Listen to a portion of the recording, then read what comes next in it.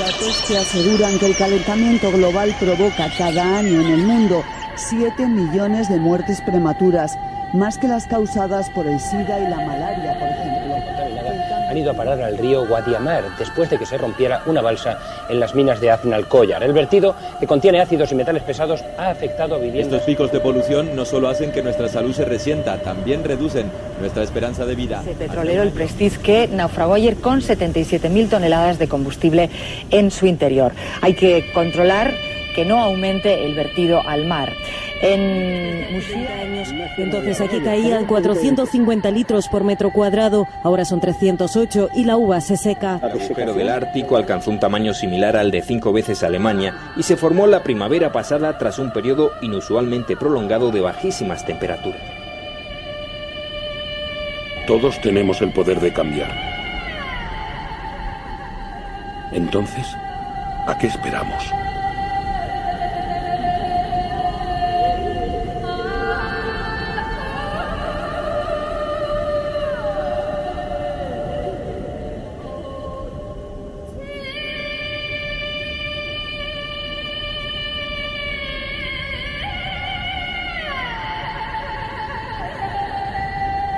Bueno, pues en efecto hoy es martes, ya sabéis, los martes contamos en el programa con la ayuda de Juan López Duralde. Juancho López Duralde, buenos días.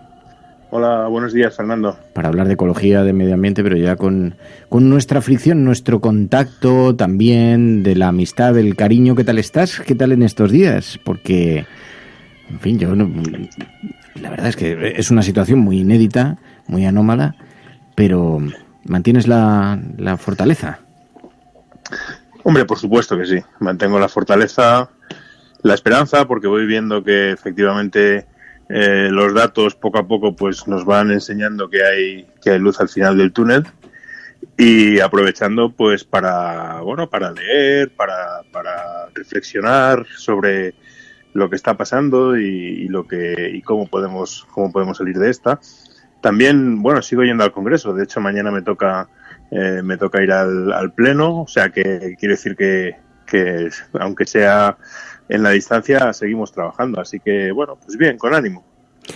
Claro, eso es muy importante en este tiempo. También nos está avanzando, que son tiempos en los que tenemos que acostumbrarnos a una nueva realidad. Decía Alberto Garzón ayer aquí en el programa, una nueva realidad, pero todos miramos la manera en la que vamos a afrontar la salida de esta crisis y sobre todo también de la crisis económica que acarrea. Oye, hay un grupo de organizaciones ecologistas que han hecho una reflexión sobre la necesidad de que las ayudas, los estímulos, el rescate se vincule a la transición ecológica, que se haga una reconstrucción económica por la salud del planeta también, ¿no?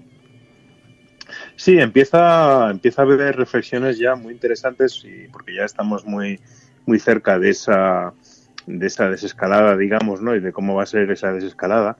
Y empieza a haber reflexiones muy interesantes sobre lo que no debemos hacer. Es decir, cuando se dice queremos volver a lo que había, pues hay gente como Bruno Latour, por ejemplo, que es el primer ideólogo del decrecimiento, la primera persona que habló de decrecimiento, que dice aquello de, no creo que debamos pensar cómo volver a lo que había, sino hacer otra cosa diferente, ¿no? Y de hecho él reclama o propone un ejercicio de reflexión sobre qué sectores nos gustaría que no volvieran o qué nos gustaría que se quedaran, ¿no? Por ejemplo, a mí se me ocurre muy claramente pues que el tema de la contaminación en las grandes ciudades es algo que no nos gustaría que volviera, ¿no? Y sin embargo vemos pues signos preocupantes. Por ejemplo, el Ayuntamiento de Madrid ha creado una comisión de vuelta a la normalidad, pues conformada pues un poco por lo de siempre, ¿no? Constructores, ingenieros de movilidad, etcétera, que están más pensando en cómo volver a esa normalidad que teníamos, aquello que a Ayuso le gustaba tanto, que eran los atascos de medianoche, en vez de cómo preservar el principal valor que tenemos de estos días, que es precisamente esa atmósfera limpia en Madrid, ¿no? Entonces, como tú bien decías, otra de las reflexiones muy interesante la han propuesto las organizaciones ecologistas, las 5 grandes organizaciones ecologistas internacionales, que lo que hacen es proponer una serie de puntos sobre cómo debe hacerse esa vuelta para garantizar que efectivamente ese New Deal, ese nuevo acuerdo del que se habla, pues sirva para hacer una transición ecológica y para cambiar las cosas, ¿no? Entonces, bueno, creo que son reflexiones muy válidas y que espero que se tengan en consideración, porque realmente, como decía también Jorge Ritzman estos días, la crisis del coronavirus es una minucia comparada con la crisis ecológica que nos viene encima si no frenamos esto, ¿no? Sí, porque también estamos viendo y nos están preguntando, estoy viendo algunos oyentes de la cafetera que dicen, nos tienes que hablar también de cómo la industria está aprovechando, nos dice, hasta aquí hemos llegado, dice, la industria está aprovechando para hacer avanzar su agenda mientras estamos noqueados por el miedo al coronavirus. Por ejemplo, en Estados Unidos han tratado de meter las máquinas para empezar la construcción del oleoducto Keystone, que hasta ahora había podido ser bloqueado. Es verdad que hemos sabido que ayer un juez lo frenó, canceló un permiso clave para la construcción, pero Trump había intentado en este impasse colar por la escuadra una construcción que había sido impedida por los grupos ecologistas. Claro, el riesgo de esto es que aprovechen para dar pasos atrás, ¿no? Que se aproveche para dar pasos atrás. Claro, eso está ocurriendo en diversos puntos del planeta. Aquí lo hablamos en el último programa. Uno de ellos, sin lugar a dudas, es como, por ejemplo, Donald Trump está aprovechando para eliminar barreras a la industria del petróleo. Petróleo que, por cierto, ayer fue un día histórico porque por primera vez el precio del petróleo fue negativo, por primera vez en la historia, ¿no? Que es un elemento también que habrá que analizar y que tiene o puede tener en el futuro repercusiones medioambientales. Pero efectivamente no es solo Estados Unidos, es decir, aquí hemos hablado como en España algunas comunidades autónomas, específicamente o concretamente Andalucía, aprobó un Real Decreto que básicamente lo que hace es una contrarreforma de la legislación medioambiental para facilitar la vuelta del ladrillo. Hay proyectos muy preocupantes en las últimas zonas vírgenes del litoral andaluz, como por ejemplo la costa de Tarifa, y esto está ocurriendo aquí.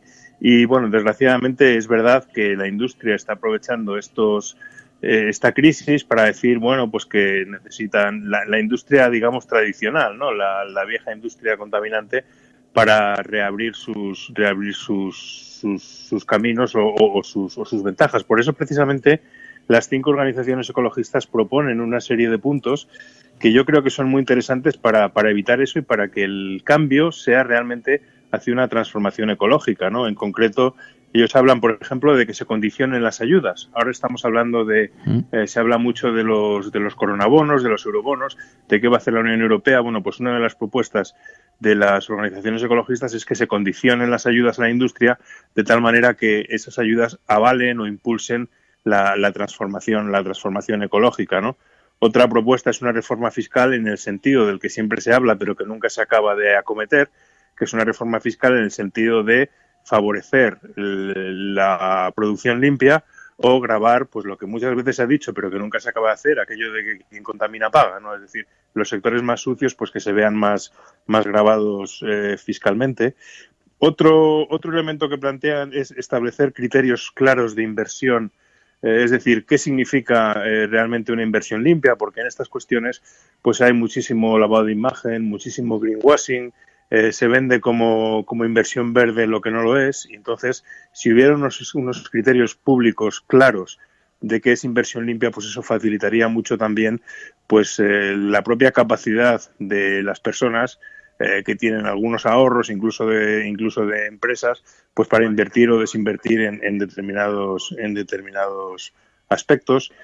Luego, en definitiva, lo que plantean lógicamente es la priorización de la acción global en contra del cambio climático y en defensa de la biodiversidad, ¿no? Que son los dos elementos que en el fondo están detrás de esta crisis y de la crisis que nos viene, ¿no? Ya hemos hablado aquí cómo nos están advirtiendo de que, por ejemplo, la pérdida de biodiversidad va a ser abrupta si no lo evitamos y, por lo tanto, y además va a ocurrir en esta década. Es decir, que esta crisis llega como una especie de advertencia en un momento clave, ¿no? Es decir, a partir de ahora o ustedes cambian o se les está agotando el tiempo. Esto es lo que, de alguna manera, la lectura que desde el ecologismo se está haciendo de esta situación. Entonces, bueno, como digo, se están haciendo reflexiones interesantes que yo espero que no caigan en saco roto. Es decir, que el día que volvamos a la normalidad, pues que ojalá no pretendamos otra vez pues que Madrid se nos llene de coches y que todo lo que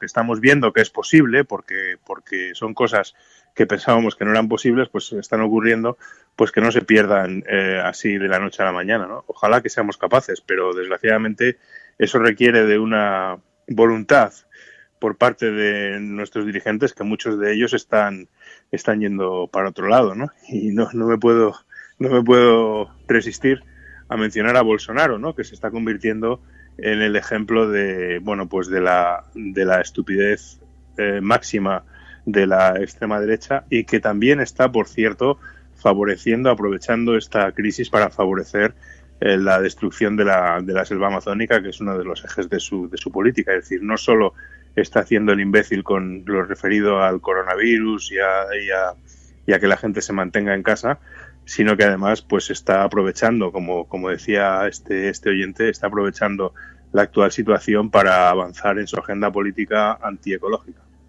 Dicen algunos oyentes, en todo caso, claro, tú formas parte de un grupo parlamentario que está gobernando y que tiene un cierto margen, una cierta capacidad para colocar este mismo marco. ¿Hay iniciativas en ese sentido? ¿Tú has tenido oportunidad de conversar esto? Tenéis un vicepresidente de gobierno. Sí, claro, la voluntad de este gobierno, desde luego, del gobierno español, es avanzar en ese sentido, ¿no? Es decir, que la agenda climática, que es una agenda que estaba avanzando muy rápidamente desde las elecciones, con la presentación por parte del gobierno del desarrollo de lo que en su día aprobó el Congreso, que era la estrategia contra la emergencia climática, pues desgraciadamente se ha tenido que congelar por la crisis del coronavirus, pero eso está ahí pendiente, y en cuanto pues volvamos a la normalidad, eso se va a retomar. De hecho, el gobierno español es de los que con más fuerza está en la Unión Europea defendiendo que esta vuelta a la normalidad sea una vuelta a la transición verde, ¿no? Y no a la normalidad sin más que hemos tenido hasta ahora, ¿no? Por lo tanto, esto forma parte, afortunadamente, de las políticas del gobierno español, y en ello vamos a seguir trabajando, porque al final, pues esto, o salimos con más ecologismo, más política de cuidados, más sanidad pública, o vamos a estar cada vez peor, ¿no? Y de hecho, una de nuestras propuestas, que es la propuesta del ingreso mínimo vital, pues va también en esa misma dirección, ¿no? Que todo el mundo tenga, digamos, un mínimo de ingresos para poder vivir, por lo menos de una forma digna, para poder comer, y a partir de ahí pues todo lo demás. Pues Juan López de Uralde, Juancho, gracias de corazón, un abrazo fuerte. Un abrazo, Fernando. Cuídate, adiós.